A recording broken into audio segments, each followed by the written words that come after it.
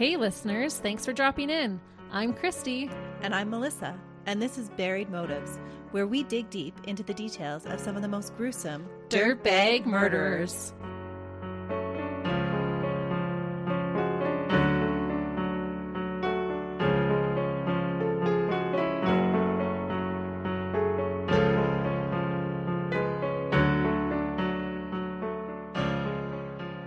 Hey listeners. Welcome back to Buried Motives. We're so happy that you chose to join us today. Yes, I'm excited to talk about this case that we have for you today.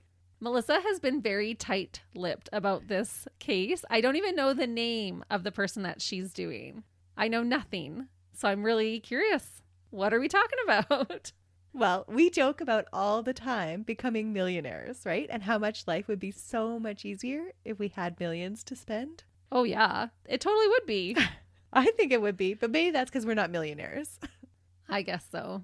People always say, oh, money doesn't make you happy, but I feel like, well, I would like the chance to try it out. Yeah.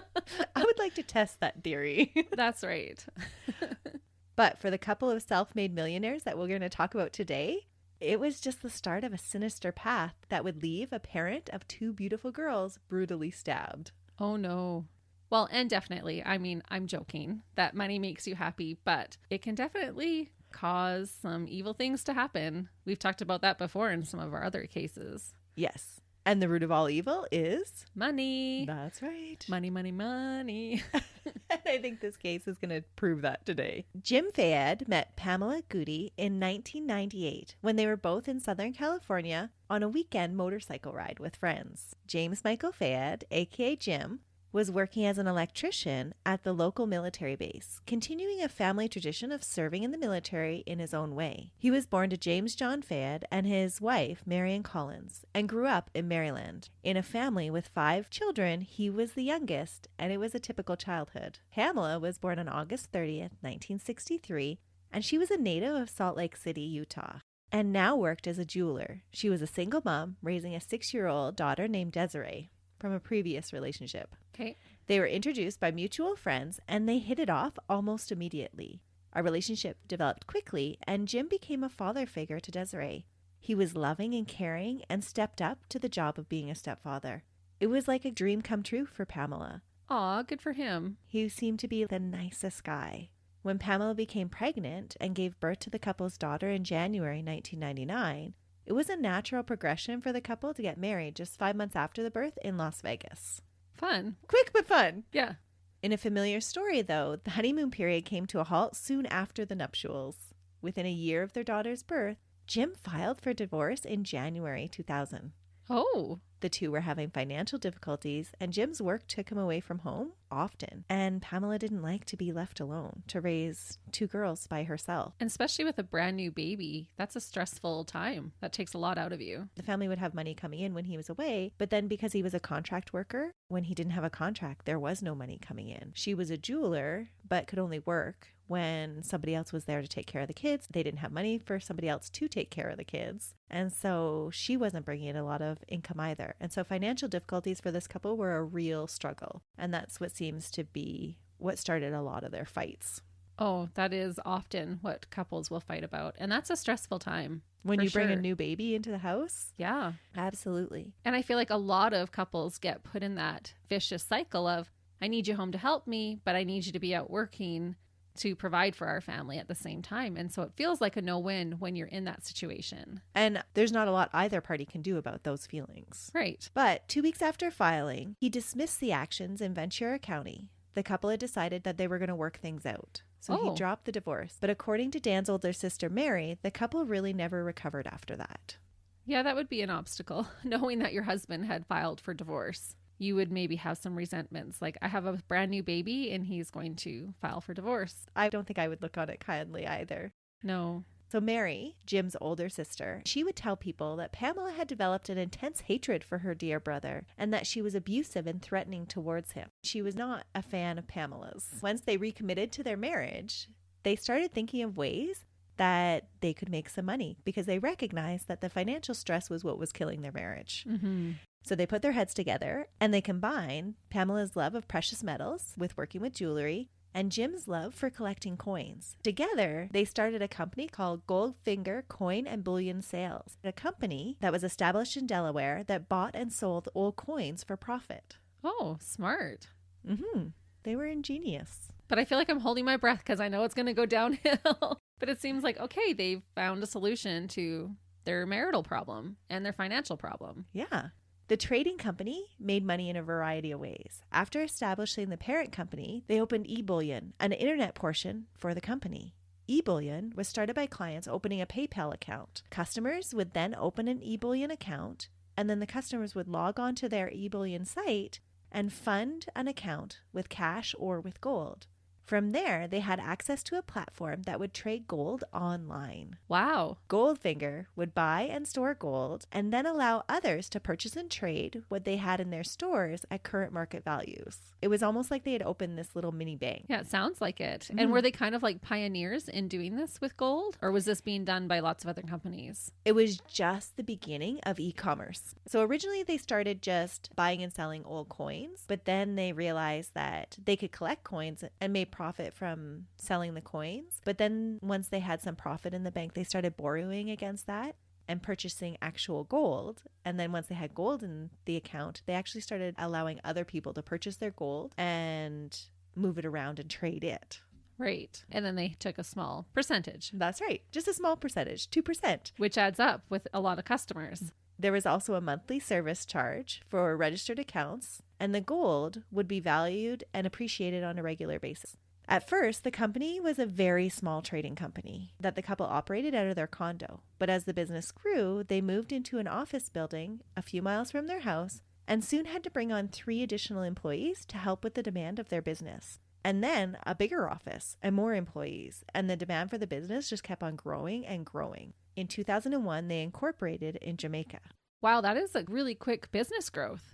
Yeah. Like that's within just like a couple of years. Exponential business growth. Yeah. Actually, that would be like within a year. Wow. It was super, super quick. And they went all of a sudden from this couple that was struggling with their finances to all of a sudden they had a lot of income coming in.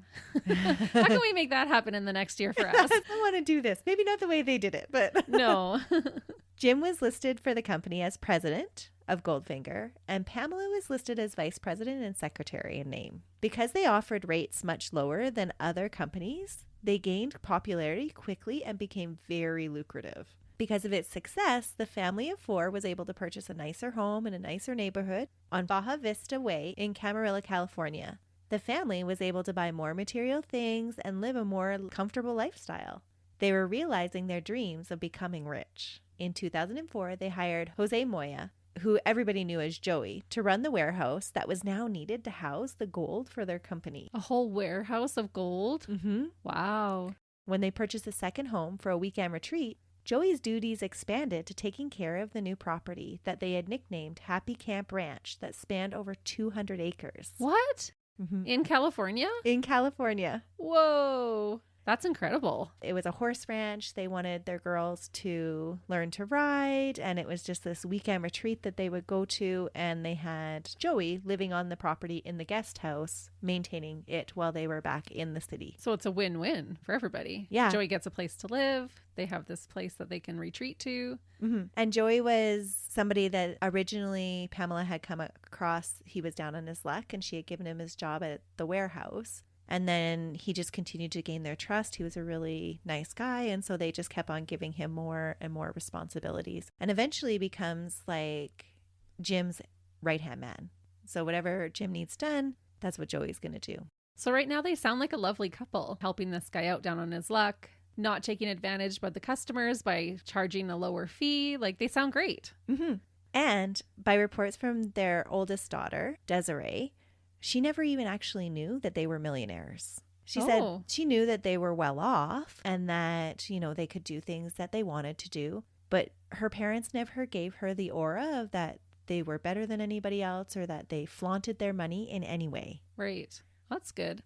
So they seem to be pretty down-to-earth people. That means they didn't go to a big Beverly Hills restaurant demanding a table because of who they are and how much wealth they have. Exactly. Between 2001 and 2007, the company experienced unprecedented success.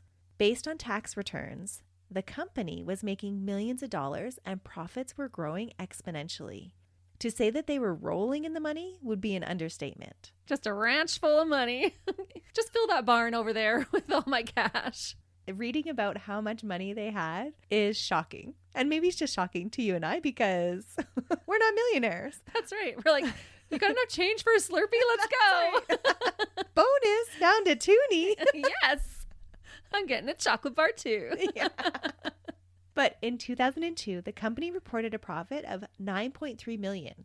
Wow. In 2002? In 2002. In 2003, $14.3 million. And in 2004, another $14.8 million. And this is where it starts to really pick up. In 2005, with the company taking in $27.7 million and then experienced exponential growth over the next 2 years. In 2006, it was $73.2 million. And in 2007, a whopping $160 million. My jaw is open right now. I'm like, whoa, that's incredible. That is a lot of money. Yeah, starting this in their little condo when they could hardly make ends meet. And now they're making over $100 million. Yeah, it's like that dream story. Yeah. Right? It's totally a rags to riches, the American dream. Yeah, in less than 10 years. Yeah. But how much would you put up with for that much money? How much do I put up with in my life right now for no money? Touche, Christy. So probably a lot. I'm doing this for free. That is so true. There would be a limit. Would you put a limit on it for that much? $160 million a year? Well, there would be some limits. Like I wouldn't allow my children to be abused or, That's true. if he was a rapist or, so there would be limits, but they would be pretty far out there limits, I think. I ain't saying she's a gold digger. It would make life so much more comfortable, I think. It right? would. And if you weren't stressing about money, then you could stress about a few other things. Yeah, and you could live in like different wings of the home. That's right. Because I could go and get a massage and I could have all these things to help me. So true. But in the case of Jim and Pamela, the age-old saying of money can't buy you happiness did prove to be true. And it is true. I'm just joking with most of it. Yeah. Things in their world would start to unravel in 2006. Along with the business's success, Jim's ego and the need to control things also grew exponentially. Oh, went to his head.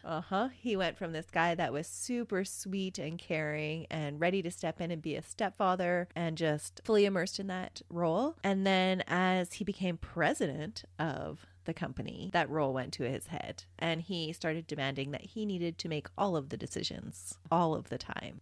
At the same time Jim was enjoying this title of president, he began to suffer severely from rheumatoid arthritis, a disease that debilitated him and confined him to his bed for very long periods of time. Oh. He was observed to take a lot of medication during this time, and it would make him appear that he was out of it. And people close to him would claim that he was addicted to his pain meds. Oh, no. So this was a time of tension in the family because here he is, this guy that now has this huge ego and wants to be the man and make all the decisions and be in control of everything. And yet his physical limitations are confining him to a bed and just providing so much frustration for him. And that would be hard because he's probably attributing all of their success to the choices and decisions that he has made because they're self-made millionaires. It's not like he's just got hired as the president of this company. And so he's maybe feeling like, well, if I'm not there to do it all, we might not continue to grow. We might fail. I have to do it. That's right. And in the years leading up to this time, so from 2001 to 2006, Pamela had thought she had realized her dream too, that she had the title of vice president and secretary, but because Jim was so demanding that he make all the decisions, she was allowed or given the opportunity to be a stay-at-home mom, which she enjoyed. Yeah. And that's what she had always wanted when she was slogging away as a single mom. She dreamed of being a stay-at-home mom, being able to do all of those extra things with her kids and for her kids that she couldn't do, that work had pulled her away from before. And honestly, like making that kind of money, unless she was wanting to work, it wasn't that she was needing to work. No, she didn't need to work at all. And so she had the choice of when she went into the office or whether she didn't. If it didn't work with her schedule, she could totally choose. Oh, sounds like a dream. Right? But for Jim, there were days that he couldn't go into work because of his physical limitations. And he had to work from home. And he was already the more subdued member of the relationship. So Pamela was like the face of the company. She was the socialite. She was the one that would schmooze all the customers and the clients. And Jim was more the backside of the company that would run the behind the scenes. And so when he was forced to stay at home, he actually became more of a recluse. Oh, okay. And he would stay up all night doing all of the gold trades from his computer at home and then leave the all day work to someone else. Okay. And so he just kind of started to shut out of everybody else's lives. Because then he's not even interacting with the other people that are working at his company. Not at all. All of a sudden, he was no longer the one in control as Pamela left being a stay-at-home mom to fill in for him at work during the day. Oh, and now his ego's going to get in the way. That's right. Because now she's doing his job and trying to make decisions that he thinks he's the only one that should make them. Why does ego always have to get in the way? Well, and when you've got the money to back up that ego, it can grow exponentially. For sure. But instead of saying, gee, thanks, honey, for taking over while I can't, he's going to resent her. Mm-hmm. Fighting between the couple just increased. And again, they're fighting about money in their marriage. This time, it's not fighting over no money, but now they're fighting over who has control of their millions. Wow. At some point during his illness, his sister Mary came to live at the ranch with her son Robert. Mary was never Pamela's biggest fan, and she did not appreciate the way Pamela looked after the business more than she did her brother. And so she just kind of picked away at the relationship. Mary, mind your own business. Or it seems that she picked away at the relationship. I mean, when you want your brother to be happy and have a happy marriage rather than pointing out all the flaws in his wife. Yeah. Like that kind of behavior irritates me, to be honest. Well, and what choice did Pamela have? Yeah. Like he couldn't go in and run the business. Are you going to let a multi-million-dollar company just kind of run by itself? No, you can't. No, you need somebody at the head. And if he can't go into the business, then she thought she was doing something good by stepping in Yeah. and trying to keep it up and running. Well, she was. But then if his ego's already bruised and now his sister is in there just adding fuel to the fire, this is not good. No, not at all. Rumors soon began to circulate that Pamela was having an affair, but those rumors would actually remain unsubstantiated and denied by both the guy that she was rumored to have an affair with and Pamela. All denied that there was no affair going on, but all of a sudden when Mary showed up, these rumors started to circulate. She's trying to get her out of the picture. I'll help you run your company, brother. Yeah. And Mary does seem to like weasel her way into being his liaison between the company and where he runs everything out of his home. Huh. I wonder, like, was she malicious in this or were her intentions pure? You know, was she really like, oh, my brother is ill. I need to go help him. I need to make sure that he's being taken care of and that his interests are still number one over Pamela's. Yeah, because she didn't trust Pamela. Right. And I think they were probably pure. You think so to begin with? To begin with, yeah. Okay. And then I think as money does, I think it corrupts people. It absolutely right? can. And then you get used to that lifestyle and you want to maintain it. Mm-hmm.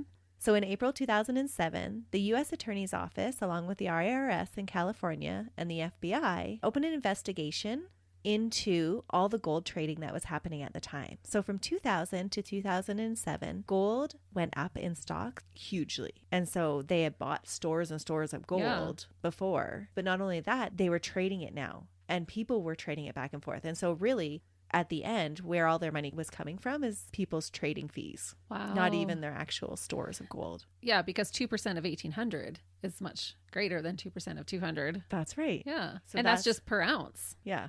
At this time, this is when e-transactions were really starting to come on board. And so the FBI were investigating a lot of e-commerce businesses because it was a new thing. And there were new ways to create avenues for fraud. Oh, for sure. So they created this whole investigation unit in 2007. And they started to shut down companies similar to Goldfinger's that were located in Utah. A woman involved in a business in Utah, a friend of Pamela's, told Pamela that she needed a specific kind of trading license or her business would be shut down as well. Transferring money outside of the state required a special license to do so, and for the past 7 years, they have been doing this without this license. Okay. So Pamela and Jim disagreed over the need to get these licenses. So Jim didn't think that they needed to. No. Jim said the amount of money that it would cost to get the licenses was way too high, that they had been operating for this long without them, why bother? He also told Pamela that he was afraid that it would bring suspicion down on their company's clients. By getting a license and making it legit? Yeah. Yeah, that seems a little suspicious. And remember, up until he got sick, he was handling all of the business by himself. And so he knew more the inner workings of the business than Pamela did. So when Pamela came in, she was like, okay, yeah, we need to get this license. We need to be on the up and up. I want this company. We're growing well. We're making a ton of money. There's no reason why we can't spend the fees to get the licenses. Yeah. And so was there some shady works going on that Jim knew about that Pamela didn't? That is the speculation. Okay. Because if you have nothing to hide, you don't hide anything. That's right. Yeah. And some people have even went as far to speculate is that's why they didn't flaunt their wealth in front of people. Oh. Because he wanted to avoid any speculation or any investigations into the company. Interesting. The fighting between the two became intense, and Jim moved into the ranch house by himself by the end of September, early October in 2007. On October 4th, 2007, Jim filed for divorce for a second time. He was just feeling like she wasn't really listening to him about these licenses. There were these rumors circulating that she was having affairs. And so he was like, no, you know what? I'm done. I don't need you anymore. And he wanted full control of the company. 2 days later, though, Pamela made payments towards getting the license without Jim's approval. Because remember, she's still vice president of the company. Yeah. In total, she would pay out over $400,000. Yeah, that is a steep cost. But when you have $160 million every single year, that's nothing. Yeah. That's Slurpee money for them. There were lots of hoops to jump through. There was lots of things. They had to go through lots of background checks. Every trader in the company, so any employee, had to go through extensive background checks. And you had to file plans and procedures that your company was going to follow to make sure that there was no fraud or Ponzi schemes going on. And so it was quite involved. And that is a high price. Like, that's pretty steep to get licensing done for the government. Yeah. And around the same time, she hired a criminal defense lawyer to protect herself. So I think now that she's been involved with the company a little bit more, she realizes that there might actually be something shady going on. And so she arms herself with a criminal defense lawyer. Smart. And pays for the licenses, showing that she's trying to run the business within the law. And she wants the business to continue. After doing so, though, Jim accused her of embezzling the money and terminated her from the company. What? Yeah. So she went and she took this money out of the company's account. And what she's saying is that I took it out to start the process of getting all of these licenses in order. And as soon as she did that, he accused her of embezzling money and then used that as grounds to fire her from the company. Was she not part owner? Wow. Yeah. So now she's fired from her position as vice president. That's right. She's no longer vice president or secretary. Okay. So now she can't do anything with the company. Now she has no decision-making abilities whatsoever. Huh. Desiree, who was now 18, she'd been working at the company as well through her teenage years. She was also fired a week later. And both mother and daughter were banned from the premises of the company. Oh, so you're not really her father figure. It's like, I'm going to get rid of one. You can just go too. And that kind of shows his true colors. Like, that's leaving a bad taste in my mouth. You just throw your daughter aside. Yeah. This one that you have raised since she was 6 years old. For the last 12 years, you've been a father figure. And now you're like, nope, you're going to side with your mother. So I'm going to kick you out too. Yeah. That's totally a dirtbag move. He's sounding like a dirtbag. Yeah. On the 17th of that same month, both Jim and Pamela made declarations, each throwing accusations at each other. At the end of the hearing on that date, there were stipulations that they both agreed to. Both parties agreed that the divorce proceedings had to be kept pretty hush-hush because of the intertwinedness of the company's assets with the couple's. A private judge was hired to hear the divorce hearings to protect the company from the public learning about the inner workings of the company. So competitors didn't get their company secrets. Makes sense. So they both agreed, like, this is how we need to handle this. For sure. It was also set out that Jim would operate the company and maintain control, but there would be payments made to Pamela for a variety of other things. James agreed to pay Pamela $4,000 every 2 weeks from the company until the divorce terms were finalized. So that would be like her paycheck, even though he had terminated her. And that's not very much considering how much they're making. Like, that's a lot for the everyday person. But for what they're making, $8,000 a month is nothing. It's not. And shortly after that, Jim actually cut those payments down significantly to less than $2,000 per month. What? Yes. And that's impossible to live off of. Like, I'm just thinking of, like, you hear in the news different, like, professional athletes. Like, even what they pay in child support a month is, like, way more than that. Yeah. Let alone, like, if they had to pay alimony or other things. Just totally unrealistic. But it was that way of, yeah, I'll pay that. And then I'm going to show you how much I'm in control. And so I'm just going to cut your funds even further. What a jerk. Yeah. Pamela was upset about the disparity in the incomes that she and Jim were receiving from the business. And she pressed further for an actual forensic accounting of the company to see just how much Jim and the company that she helped create were making. Yeah, because I guarantee it's way more than $2,000 a month. That's right. During this time period, forensic accountants showed that Jim was pulling $125,000 a month from the company. And giving his wife 2. And his 2 daughters. Oh, I want to swear. Just such a dirtbag thing to do, right? He is such a dirtbag. And you have money around. Yeah, shame on you. Mm-hmm. Like, would you not want your girls to have the same lifestyle that they've been having? Like, you're not just hurting your wife, you're hurting your daughters. Your daughters. Yeah. It was suggested that he was trying to liquefy the company's assets very quickly. His lawyers began to stonewall Pamela's divorce lawyers and shut down communications between them. Allegedly, this allowed time for the assets to be liquefied and then hidden. The stonewalling made it very difficult for Pamela to know what was going on in the business during this time because she wasn't even allowed to step foot on the property. What? Oh, this guy is a piece of work. What a slimy, slimy slug of a man. Power has gone to his head. He wants to Yeah. control absolutely everything.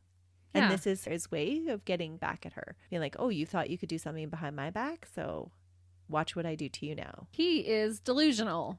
Like, honestly, she was trying to do something good for the company, and now you're treating her like a child and trying to punish her? Mm-hmm. Shame on you, Jim. Yeah. Not a nice guy. No.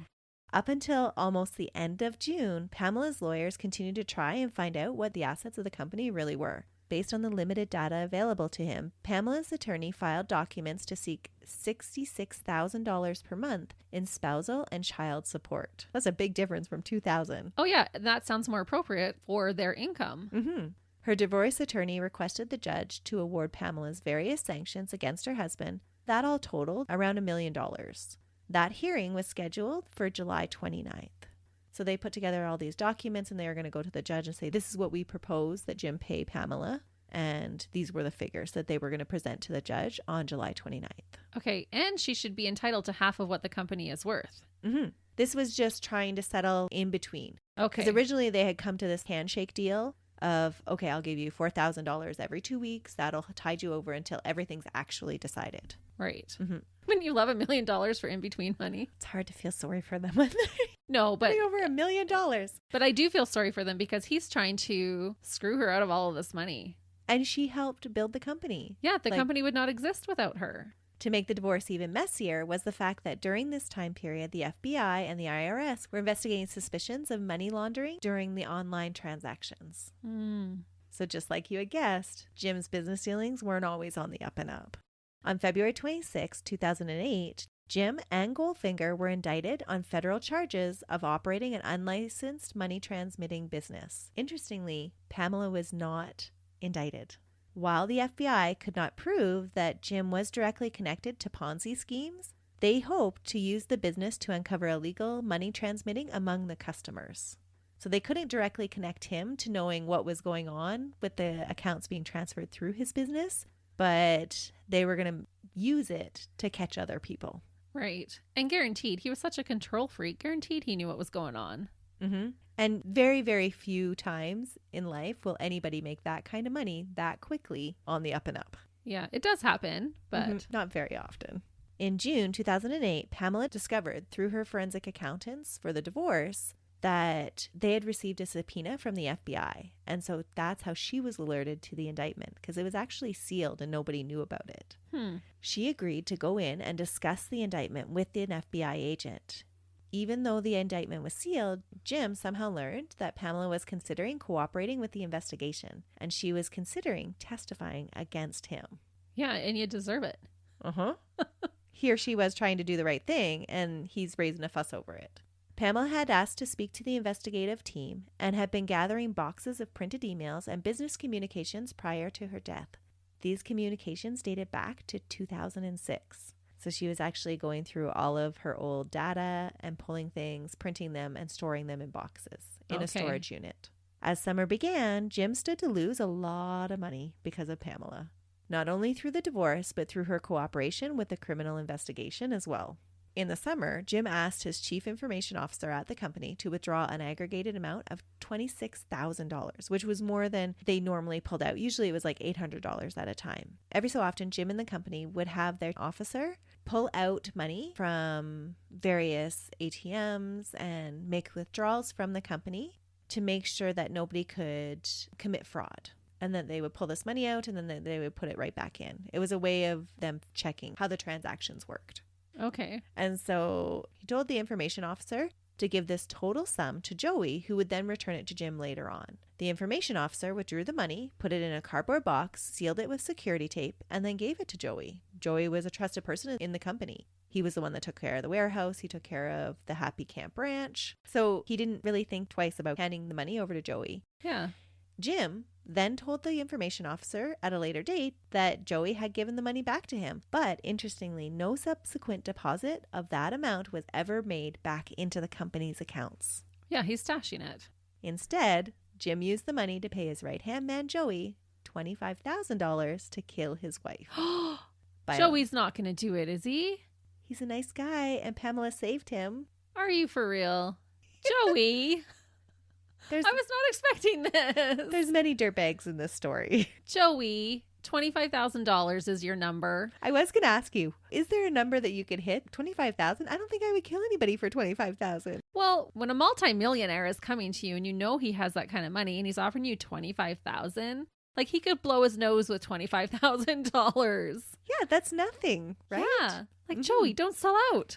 Yeah. I mean, you shouldn't anyways, but 25,000? That's nothing. No.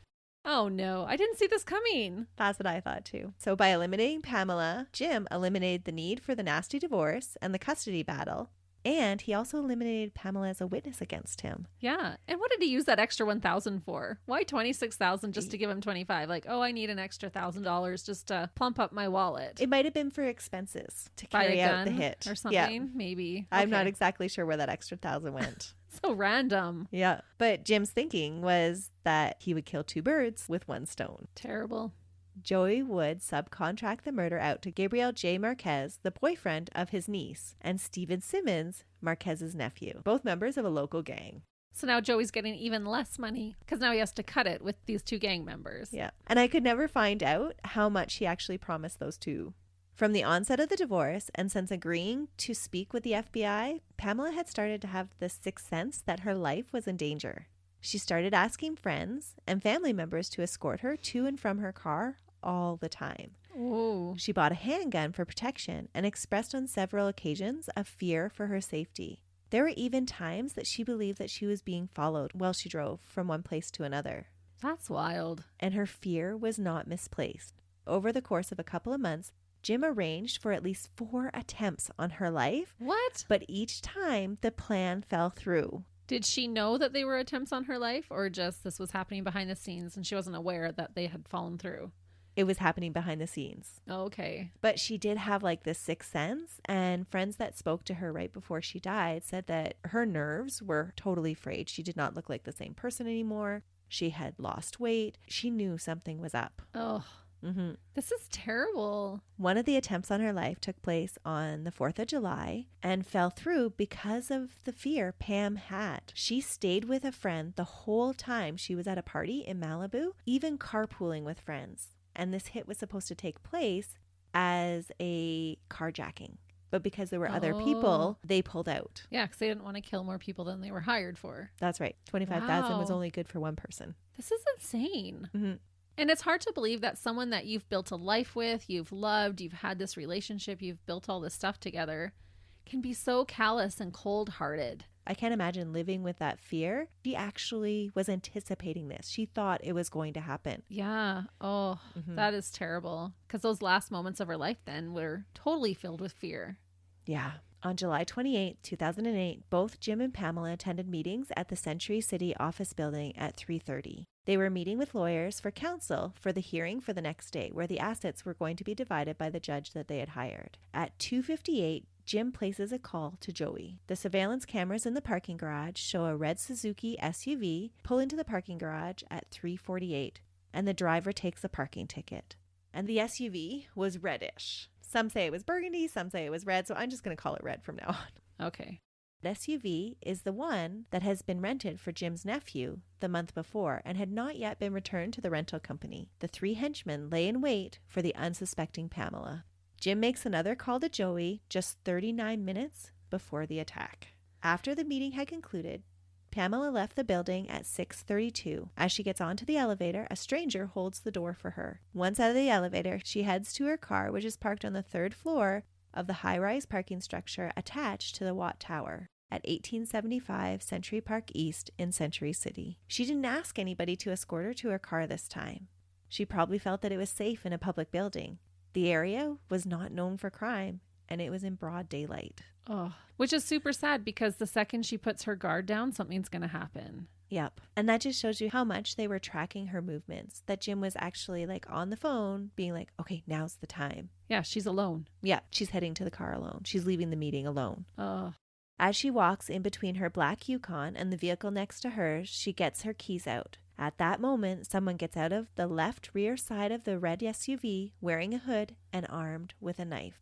Her first screams are heard at 6:34. Spectators were able to see and hear her screams for life. She is repeatedly stabbed in an overhead motion, but she continues to fight for her life, gripping onto the parking lot railing and alerting witnesses below. What? Yeah. So this is why she felt that she was safe, is because she's in a public area. She's not all by herself. That is wild. Yeah. There are other people in the parking lot.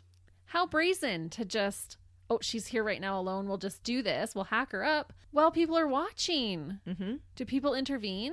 They don't get to her in time. Oh. One of the witnesses watches her grip the railing, because you know the railing that goes over the cement. She's on the 3rd floor. Grips the railing and be drug off the railing, because they're in the business building across from them and they can see her being drugged back into the darkness. Oh, how terrifying. Mm-hmm. People on the street saw her struggling with her attacker and heard her scream, "Help me," over and over again. An onlooker in a building across the street was able to see the blood from the 12th floor of his building down to the 3rd floor of the parking garage. That's how much blood there was. Wow. Even at a distance, they could see the blood evidence of the brutal attack that was taking place before their eyes. The killer cut through the right side of her neck and she started to bleed to death.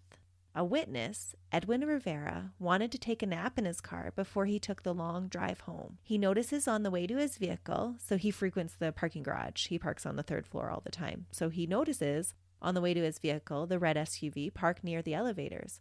It's unusual because it's not a car he normally sees on the 3rd floor, and he took particular notice because it was really odd that the driver was in a black hoodie in 90-degree weather. Oh.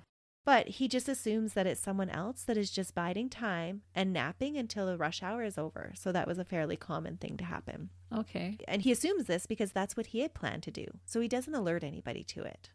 And really, would you? You know, you see a guy just parked with a hoodie on. Like, No. That's not something that you'd normally like, oh, I need to call the police. You're not anticipating that there's murderers just lying in wait where you Right. are. He walks 6 cars down, gets into his vehicle, and shuts his eyes. The screaming alerts him that something is wrong a short time later. He observes a tall man wearing a hoodie getting into the rear driver's side door of the SUV that's parked behind Pamela's Yukon, blocking her in. He yells out to bystanders to get the license plate. He recognizes the getaway car as the red SUV from earlier that he thought was odd. When Edwin gets to Pamela's car, originally what his brain had told him was a heap of clothing starts to rise and walk towards him. Pamela's eyes are the only thing not covered in blood. As she begged him to help her and let her not die, he assures her that help is coming. She continues to try and breathe, but only gurgling sounds are coming out. Her neck has been cut. When the paramedics arrive, Edwin frantically asks if she's going to make it, but they can't find a pulse. Her time of death was noted at 6:43.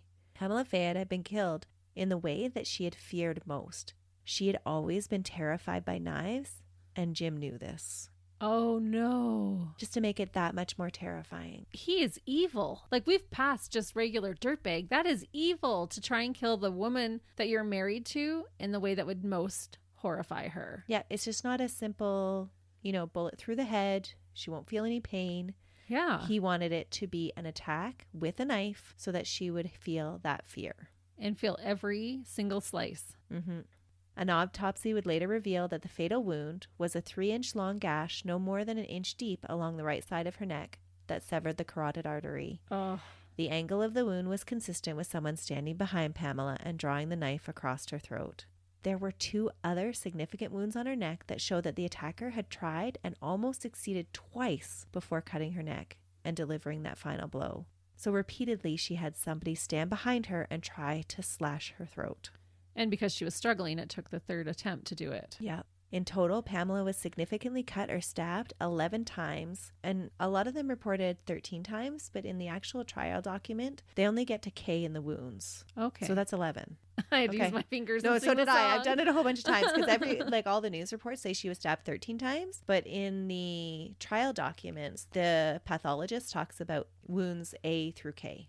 Okay. So in total, Pamela was significantly cut or stabbed 11 times with numerous smaller wounds and abrasions to her head, neck, chest, as well as defensive wounds to her arms during the struggle before her fight for life ended.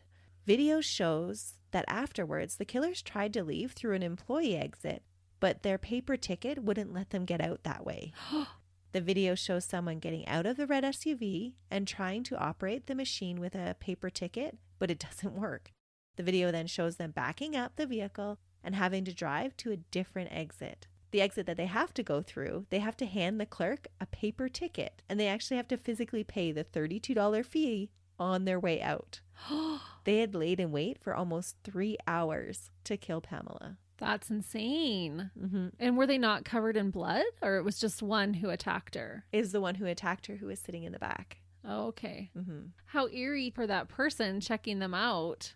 Like taking their money and ticket and not knowing what they've just done, and you're letting a killer loose. Mm-hmm. Wow. Or otherwise they would have still been there when the ambulance arrived. Yeah. Yeah. And I can't imagine what they sat and talked about that whole time. Oh, probably just stupid everyday stuff. They probably were that callous. Yeah. Yeah. I don't know how in that amount of time, though, your conscience doesn't talk you out of it. Here's a perfect stranger. You have nothing to do with her. You don't know her at all. Yeah. And just for money, you're just going to kill her. And not even that much money. No. So Split 3 ways? That's not a lot of money at all. No, which speaks to their characters, Mm-hmm. what they were willing to do. Yeah. The security camera shows the license plate very clearly on the red SUV. 6CLW535. During the commotion going on at the parking garage, Jim is in the plaza below when everyone else in the plaza is watching the horror and trying to identify what the terrified, blood-curdling screams mean.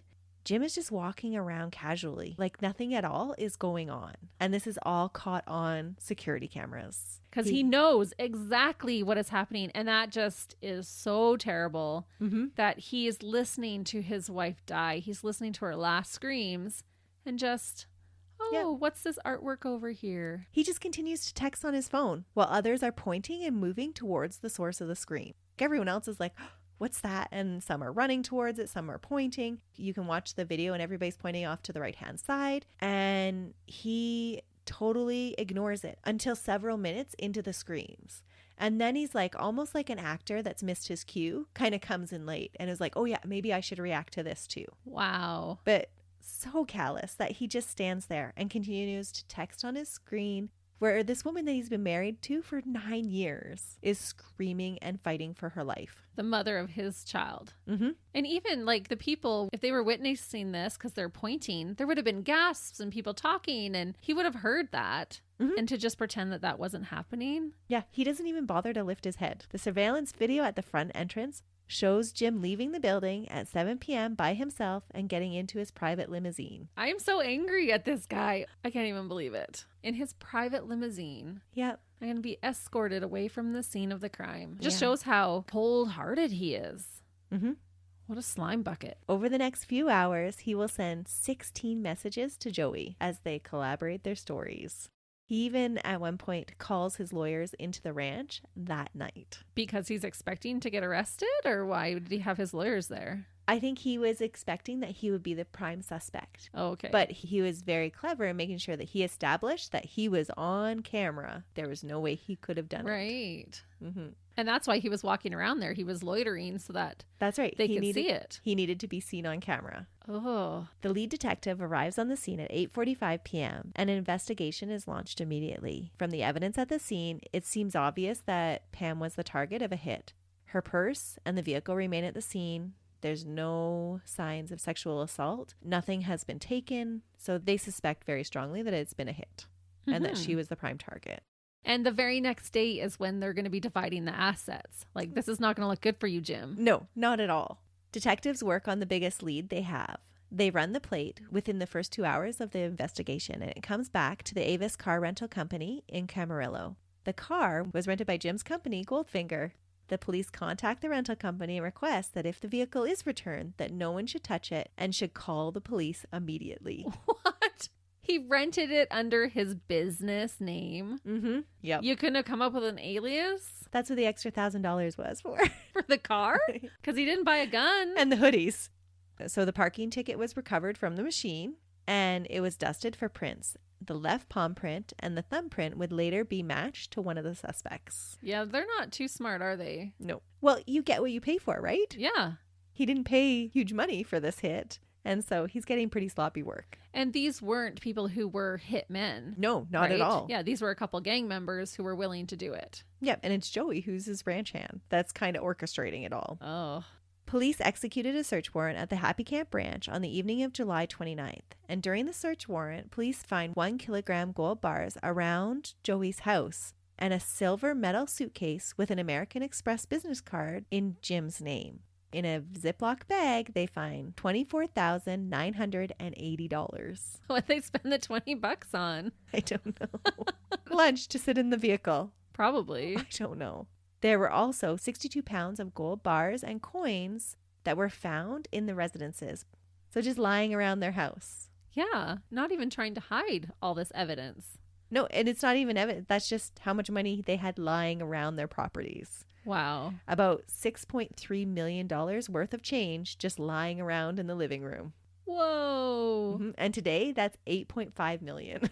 That's incredible. Needless to say, Jim was a serious flight risk. He doesn't get bail. Yeah, no kidding. On August 3rd, the SUV was actually returned 1 day early from its rental agreement, but it was returned overnight into slip 7 at the rental bay. The condition of the vehicle, when it was returned to Avis in the middle of the night, was washed and steam cleaned. However, blood was recovered from the interior of the vehicle that matched the DNA to Pamela in 4 different locations. Good. The killer tracked her blood into the car. Yeah, well, that would have been a bloody scene. Mm-hmm. So the attacker would have been covered himself. Yeah. A few days later, Joey reports his cell phone missing conveniently. From cell phone records, they can see that he received messages from this number, but they can't tell what the messages were. But they should be able to get them from the other phone number. They all get deleted too. Oh, and they couldn't recover them? I know. I thought that was kind of weird too, because definitely at this time they would have had the technology to do that, but they never do. During the trial, they go through this huge thing of tracking, like who phoned who at what time and which numbers, but they never actually retrieve the messages. So all they can tell is that they were communicating back and forth all of these times. Yeah. On August 1st, a more extensive search warrant raid was conducted on the ranch. A note was written in red on the calendar in Jim's kitchen about returning the rental car. What? Mm-hmm. A credit card found in Jim's residence matched the credit card that was used to rent the vehicle. Good. I'm glad he's so dumb. Yeah. Jim was arrested by federal agents, but the charge wasn't murder. What? Nope. They bring him in on the sealed indictment charges for operating a money transfer business without a license, and he's transported to the men's detention center. That is common, where they will bring you in on a lesser charge to give them some time. Yeah. Yeah, it's smart. It's a smart move. It is, because while in federal custody, days after his wife's murder, Jim made a phone call to his sister Mary. He is unaware that all the phone calls in jail are recorded, and so he doesn't hide anything or hold anything back. Oh, dummy. During this phone call, he tells his sister that he's a huge celebrity in jail, and that he knows a lot of people in there. Not a good place to have a social crowd. And how? I don't know. Because they would not be running in the same circles. With his underground business, it makes you wonder, maybe he does run in those circles, right? Oh, true. Good point. He warns her not to sell his precious motorcycle because that's the only thing keeping him alive. And he assures her that all of his problems have gone away. His motorcycle was the only thing that was keeping him alive? Mm-hmm. What in the actual heck is going on here? Your motorcycle, not my children, my precious daughter. No, my motorcycle. Don't sell it, because that will kill me. Yeah.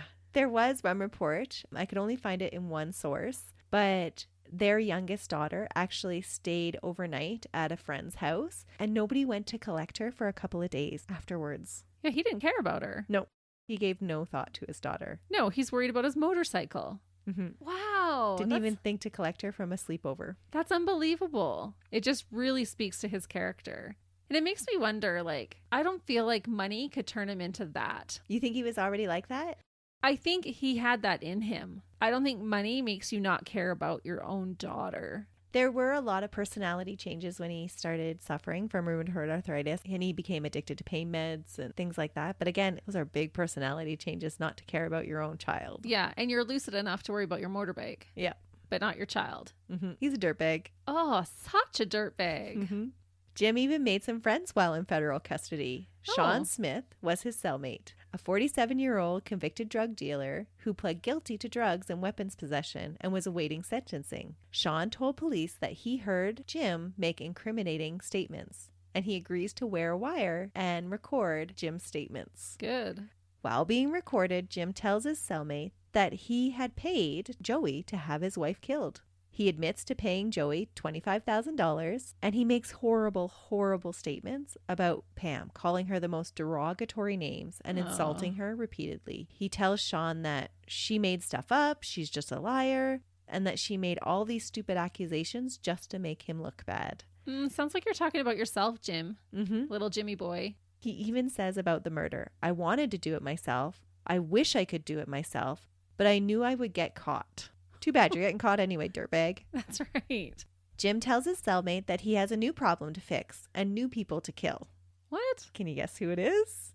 Joey? Yes. And his henchmen? Mm-hmm. He's upset because they butchered the job of it. They committed the crime in front of all these cameras. They left their prints behind. Yeah, they got caught. Mm-hmm. They did it really sloppily. And I have to laugh at him because he got what he paid for. Yeah, and he was the one who called them and said, come do it now. He knew it was the middle of daylight. He knew there would be cameras. So he solicits Sean to kill Joey and the other two accomplices. But he's in jail. How is Sean going to do that? He's going to have it arranged. Okay. Jim draws a map and offers, again, a payment of $25,000. Well, it worked the first time. Yep. Jim tells Sean that he can't run the risk of Joey running his mouth off, and then jokes about them planning a multiple homicide. But then what is he going to do? He's going to then have Sean murdered and everybody? I don't know what he's thinking. He thanks Sean, though, for helping him out of a jam by agreeing to do it. Yeah, thanks, buddy. Yeah, you're really helping me out here. In the middle of the recording, Sean asked Jim if he wouldn't have been better off just paying Pamela the money. And Jim replies, no, she wouldn't listen to reason. She wouldn't keep her mouth shut. People will believe her lies. She was destroying my daughter. She'd never took care of her, and she was destroying me. Oh, that daughter that you left at a friend's house for 3 days and didn't even give a second thought about? Yep. And who destroyed who? Yeah. You've destroyed everything, Jim. This is all on you. With the taped confession, Jim and Joey are both charged with first-degree murder on September 15th, 2008. The FBI dropped the indictment charges on the same day so that the two cases will not interfere with each other. It would take some time before the police arrested the other two perpetrators that took part in the murder of Pamela that day. The two members of the local gang, referred to as the Loma, were arrested on August 13th, 2010. Oh, so ways later. Mm-hmm. Almost 2 years later. Stephen Simmons' fingerprints were found on the parking ticket, and cell phone records confirm that his phone was within a few feet of the murder taking place. He was the tall man that delivered the actual blows. Oh. Gabriel J. Marquez was the lookout during the commission of the crime, while Joey drove the getaway vehicle. That's crazy. I'm shocked that it took them 2 years when they had his fingerprints. That's some pretty concrete evidence there. Mm-hmm. But it took them that long to actually have something to compare it to. Okay. All three co-defendants were found guilty and sentenced to life imprisonment without the possibility of parole and 25 years for conspiracy. Good. The trial began on May 4th, 2011, and Jim was charged with first-degree murder, conspiracy to commit murder, and special circumstances of financial gain and lying in wait, which I'd never heard those ones before. No. Yeah, the financial one like that I've not heard. Throughout the trial, there were several incidences where lawyers and the judge received messages about jury tampering. The jurors were accused of discussing the case and doing research on the internet on their own. What? Which is a huge no-no. Why? Why would they do that, knowing that that's they not were allowed? Exactly. They were given direction not to do just those things.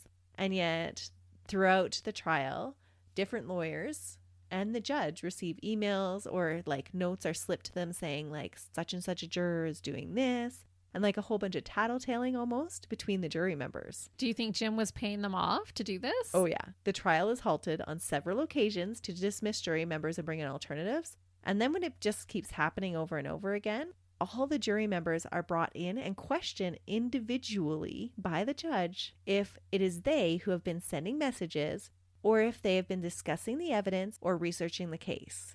And then they're all given the question, do you feel that you can proceed with this case? All have no recollection of witnessing any tampering, and all deny sending any messages. Ultimately, it's all chalked up to just being a hoax and a way to establish a basis for a mistrial later. Oh, so the jury members weren't actually doing this, but Jim was having someone send these messages as if they had done so. Yeah, they never actually confirm who was sending the messages. But when they brought in the jury members one by one, and they brought in all the alternatives too, everyone denied sending any messages in or having witnessed any sort of tampering or anybody saying, like talking out of turn after the fact when they weren't allowed to deliberate or discussing the case. Yeah, none of them remember anything like that.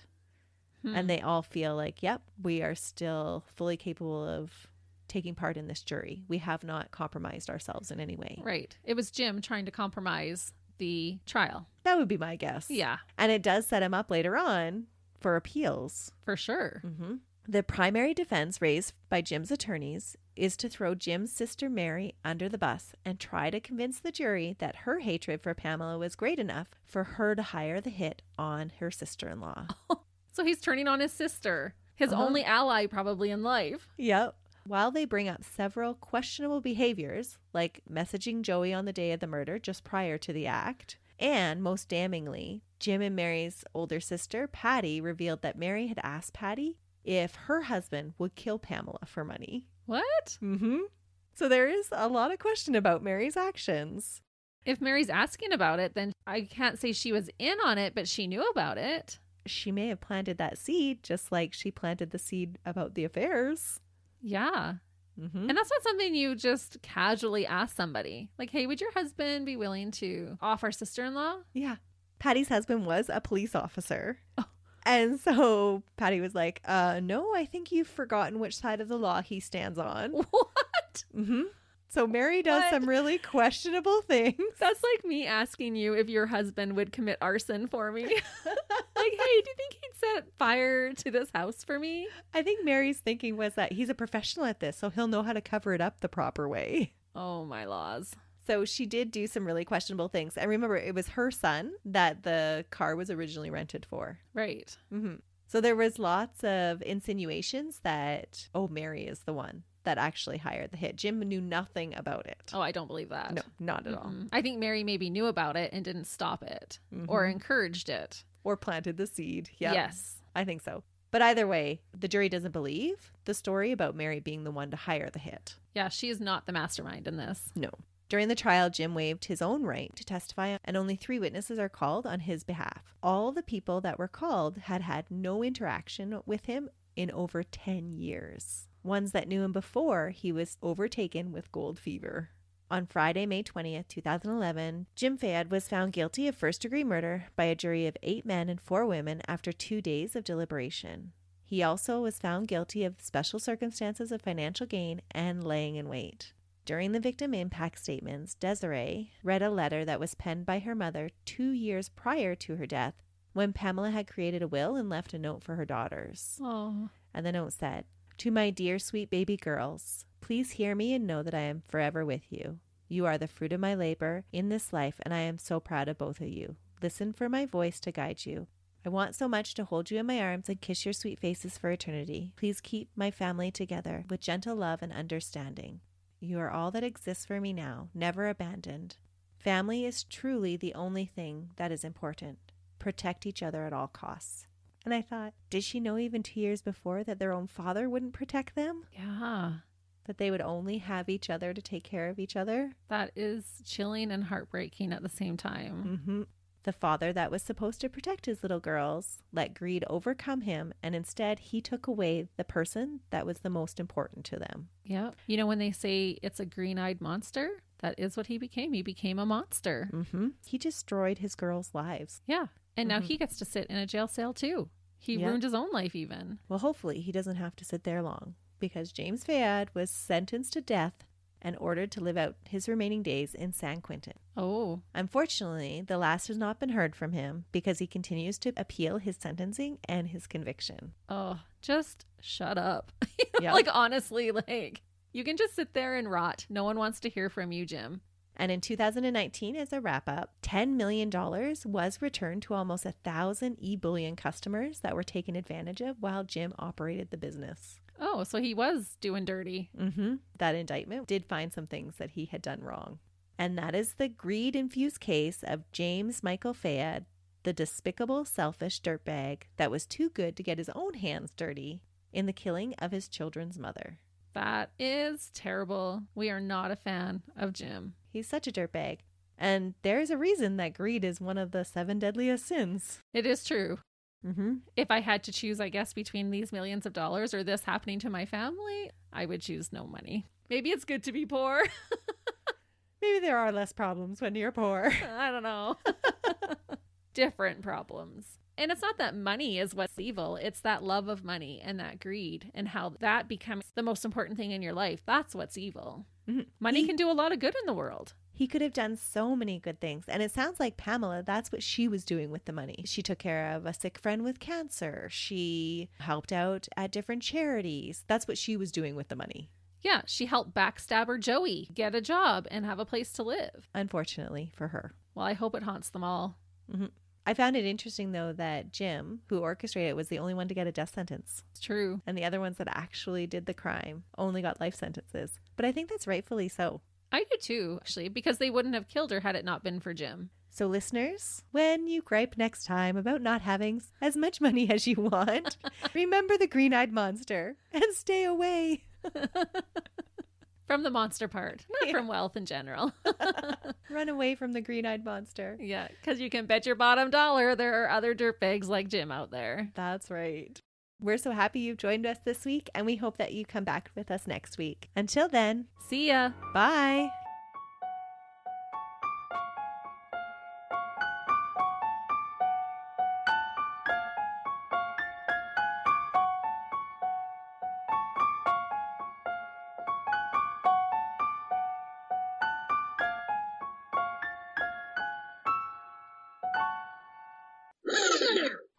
Hey, listeners. I was just going to get right into the case. No, we need to do it. How awful would it have been like halfway through the case and be like, oh, did we say hi? Nope. I could tell you were about to, so I'm like, I got to sneak this in here. It's rude to not say hello. All right, you go ahead and say hello then, Christy. Okay. Hello, listeners. No, not like that. We're very happy that you've been... We're very... bleh. We are very... bleh. The honeymoon period. Don't put that in the bloopers. At least that's how I understand their business worked. Okay. I am not a business major. You don't deal with gold every day? No. Can I leave that in? If only our listeners knew. She ain't messing with no broke. Until the diverse. Don't put that in there. But... I feel like I'm saying that a lot in this one. I'm just joking. Kind of, but I am joking. Which is perked. Just perk it over there. She herds. I don't know how to segue into my next thing now. Okay, I'm sorry.